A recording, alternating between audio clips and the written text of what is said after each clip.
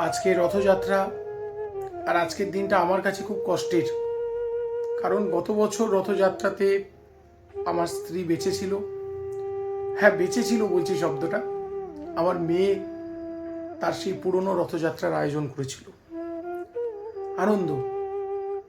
আর এবছর রথযাত্রায় আমার স্ত্রী সেই না ফেরার দেশে, আর আমার মেয়ে ক্যান্সার নিয়ে মুম্বাইতে।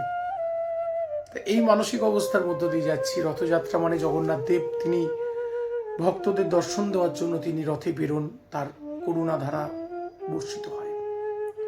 আর আজকে আমার কথা বলা হচ্ছে, আগামীকাল আমার আসাম যাওয়ার কথা ছিল। ইউটিউবের একটা নিজস্ব প্রোগ্রামে আমন্ত্রণ পেয়েছিলাম, কিন্তু আমি যাচ্ছি না।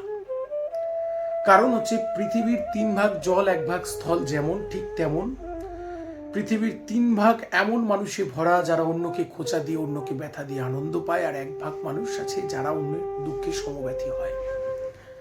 আমাকে গতকাল থেকে কিছু মানুষ এমন কমেন্ট করছেন, এমন বলছেন, সত্যি আমার কি দুঃখ নেই? আমার মেয়ের জন্য আমার সত্যি কষ্ট আছে, দুঃখ আছে। আমি শুধু খবরটা জানিয়েছিলাম যে আমাকে একটা আমন্ত্রণ জানানো হয়েছে। তাতে তারা অনেক বিরক্তিকর মন্তব্য করছেন। আমি তাদের উদ্দেশ্যে বলছি, আমি কোথাও যাচ্ছি না, আমার সেই মানসিক অবস্থা নেই যাওয়ার মতো। আর বলছি কি, আর জগন্নাথ দেব প্রত্যেকের মস্তিষ্কে একটু সুস্থ বুদ্ধি দিন। কেউ যখন আহত থাকে, কেউ যখন কষ্টে থাকে, তাকে খোঁচা দিয়ে কথা বললে তার ব্যথাটা বাড়ে। যারা আনন্দ পাচ্ছে, আমি তাদের উদ্দেশ্যে বলছি, মনে রেখো, কর্মফল বলে আমার যেমন আছে, তোমাদেরও কিন্তু আছে।